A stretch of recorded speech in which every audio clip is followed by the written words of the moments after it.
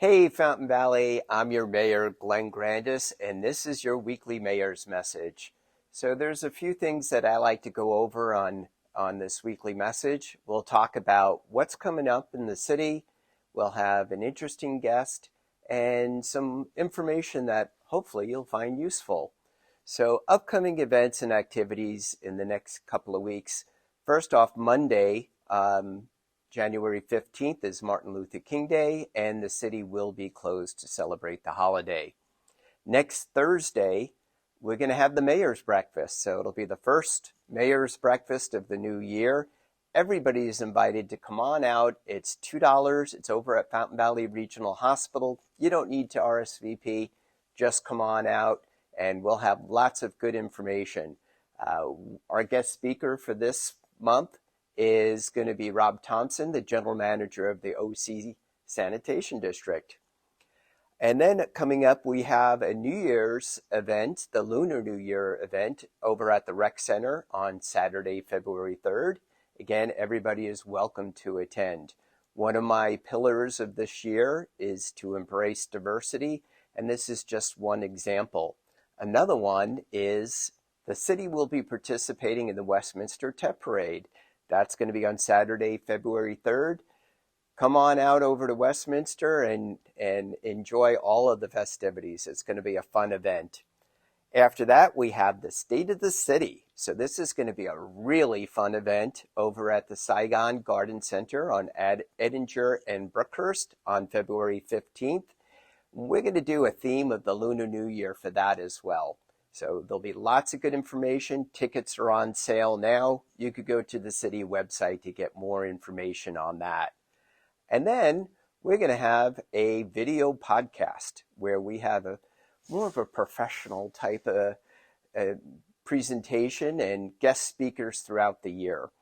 And talking about guest speakers, what we're going to do now is let's head on over to Chief McQuaid's office, our fire chief, with some important information about what's coming up in the fire department. It's exciting. All right, now here we are over at the Chief's office. I'm excited to have Chief McQuaid with us. So Chief, first off, thank you for doing this today. Absolutely. Thank you for the opportunity. Absolutely. My pleasure. So how long have you been the fire chief now?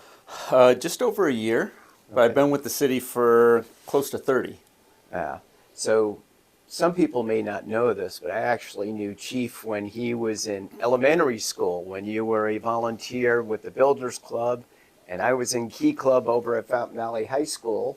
So we've known each other a long time. Both of those are parts of Kiwanis Community Service. So we've known each other a long time. Yeah, we go all the way back to when I had hair.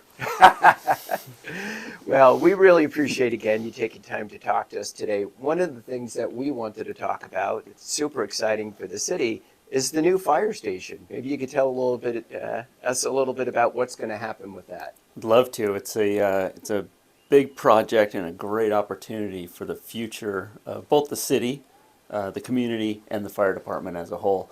So as you're aware, the original fire station that we're operating in right now, it was built in 1958, so 66 years ago. Wow. Back then when that was built, they were probably running maybe 100 calls a year out of that fire station. It was very rural in the community. In 1985, when I was a baron across the street, they did a first remodel on that fire station at the time and added the south side of the station, which expanded one of the apparatus bays, allowing an ambulance to run out of there because there was a transition in time from the late 70s into the 80s when the paramedic program was first evolving, and we were adding paramedics to our delivery model at that time. So we had a paramedic van that ran in there, and that was a big change. It added some storage and stuff in there, but didn't really change the footprint of the station. Just put that operational capability in there. So at that time, the department probably ran about maybe 2,000, 2,500 calls a year. Today, we're running about 8,000 responses a year. And Wow. we've had a big change in our delivery model, the level of paramedic service that we provide. Our fire responses have stayed consistent throughout all those years with growth, so we still have those impacts. And the current fire station doesn't really meet the modern response needs that we have. We've outgrown it over the 66 years. Not only have we outgrown the station physically in space, but the station back then was built to the building codes of 1958. It was never built for earthquake standards, flood standards, ADA requirements. It wasn't built for gender diversity. So a lot of the things that have become challenges over the year for us to adapt to, we're looking to rectify through building a new station. We looked at a lot of different opportunities. We know it's a big project for the city, and we looked at remodeling the station as I remember it is that. now. Yeah. And one of the challenges with that is we're starting from a bad platform because it was built so long ago, and the building standards and the foundation and don't really meet the requirements for what we need to do. So we looked from going from a remodel to a complete rebuild at that particular site. But one of the big challenges with that is it sits on 0.6 acres, and what we can't do is expand the size. And what we need is a bigger footprint, a bigger platform to build in to meet our modern needs. And you just can't do that on that site because it doesn't exist. So we really looked at many different options, including where we could build remotely. And we looked at different sites all over the city, and ultimately we found a site that came available. And through the support of the city council, and I believe the community as a whole, the city purchased a site. We call it the spec site, just north of the current station on Bouchard, and it's a 2.8 acre site that's going to give us the ability to build the station to the size and scope of modern fire deployment needs. So, well, let's just stop there just real quick. So to give everybody a perspective a little bit better of where that is. So we're talking kind of behind the Sizzler over on Bouchard and Yep. Warner. So between that and kind of where the bridge is off of Kind of a Bouchard. triangle-shaped lot right Right. behind the strip mall, up against the freeway and the Oak Bridge overpass there. Okay, great. And what do you see in the new facility? What is it that excites you the most about what's going to be built there? So there's a lot of things. First of all, some of the deficiencies I just mentioned.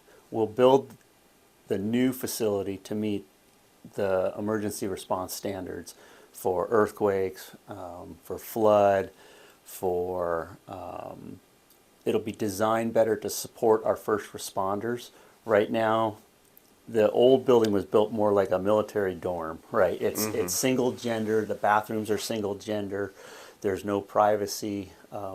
We've run multiple rigs out of there, and when one unit gets a call, everybody wakes up. All the alarms go off. All the lights turn on. So you get multiple crews that get woken up 2, 3, 4 times a night when they don't necessarily have to. And over 30 years, what we're finding is that's a lot of additional stress and challenges put on our personnel. So we can better design the station to provide a better environment for our first responders. So that's something I'm excited about. We're also looking to try to build it modularly, where we can potentially build an emergency operations center that better meets the needs of our community. Right now, we do that out of facilities that were really never designed to be a functioning EOC. And what we've seen in recent years with, I'll use COVID as an example, it was one of the major deployments and openings of our EOC. And I think we can do better by planning and building an effective EOC maybe into that facility, because we have the space and room to do that. So that's something that we'll be looking to do. We don't currently have proper space for storage for our apparatus or for training on site. We do have a training center, but to build those opportunities for our firefighters right here in town to operate and train and run our academies and support those needs can be done at that site. We're looking to also look at opportunities to build other potential revenue generating opportunities onto that site to help support and offset costs of building the station into the future. So there's a lot of opportunities out there that we're looking to expand on. Well, it sounds super exciting. I appreciate you sharing that with us. So, the next thing that'll happen is the building that's currently there will be taken down, and then over time, we'll see a new fire station come in. And when we do, we'll have another conversation and we'll talk about what's to come and all the exciting things to happen. So, thank you, Chief. I'm Appreciate excited your about that time. conversation. All right. Thank you for joining us today. Thank you, Mayor. All right. Thank you again, Chief McQuaid. We appreciate that information. We're back here in the City Council chambers, and we have a few things. I want to make sure everybody knows what's going to be happening in upcoming City Council meetings. So our next council meeting is next Tuesday on the 16th. Of course, you're welcome to attend in person. You could watch it on our city website, or we also make it available via Zoom. And if you want to speak via Zoom, you're welcome to do so. But a couple of the items that'll be on the agenda coming up next Tuesday is first, we're excited Hyundai is going to be presenting a very large check to our city so that we could use that for many of the nonprofits in our community. We also will have a great presentation from our finance director on the mid-year budget. Where are we so far? How much money have we spent? And also how much money have we raised? And are we on track for the budget for the year?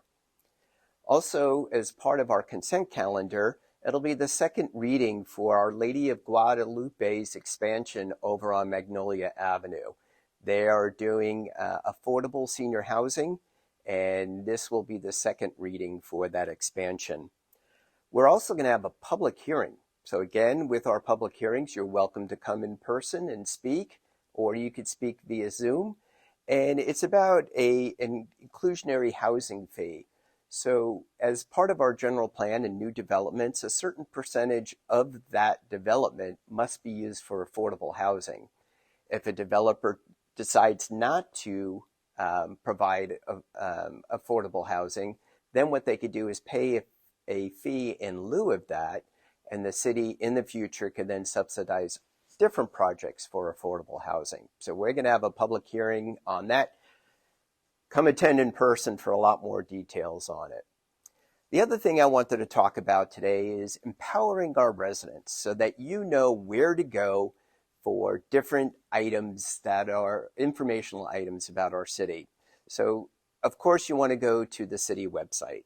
And on the city website, on the top right-hand side, there's a How Do I button. And hopefully that's being displayed now on the screen so you could see that. And underneath there, you could see different things like a nonprofit request form. And what that is the city calendar. One of my goals this year was to make sure we have a city calendar. So when different nonprofits in our community have different special events going on, you could go to one site and see everything that's going on in our city at that time. You could also see about city job opportunities and how to apply. If you want to contact city council members or staff, you want us to show up at one of your meetings, you want to see the mayor or one of the council members for any type of event, whether it be an HOA meeting or ribbon cutting, anything, or just a meeting with the mayor or council members, here's how you sign up for that. We also have ways to get in touch with code enforcement. So if you see crime, traffic signals are out, or graffiti, here's a place you go for that. You want to get permits for licenses or inspection requests. You want to pay your water bill or parking tickets. You could hit our website, and here's how you get information on that. If you want to register for recreation classes, or if you want our RSVPs, who are volunteers, to come give yourself your house a check if you're out on vacation, you could do that as well. Plus lots of other information. The most important though is to stay connected. So we want you to sign up for our Fountain Valley newsletter. And this is how you would go about doing that. Just take a look at the screen and you could sign up for a newsletter. And that's the most important thing. Get your information directly from the city. We have the latest and most accurate information. You could also contact CityNet. So if you see somebody who is unhoused or somebody where you think they could use some extra help, you can call them at 451-6198. That's the number to call. The city has invested heavily in CityNet, and that's the number that you should be calling if you see something. Also, follow us on social media. We have Facebook accounts, Instagram, Nextdoor, and YouTube. That's where you go to get your information. Make sure it's directly from the city. And then the last item is our website lists our agenda. So you could see typically 3 business days in advance. You could go to our website, see what's upcoming on the agenda. The first couple of pages is an overview, and then if you want to go into the details of any of the items, you then can click on a link to take you to that item. And you could watch past meetings too. We have video links of all of our meetings. Well, thank you for watching. I hope you found that information useful and helpful. And we'll be doing this every couple of weeks, where we'll be providing information on what happened at the last council meeting and what's upcoming at the next council meeting, as well as updates with our planning commission. So look for an update in a couple of weeks. Thanks for watching. Take care now.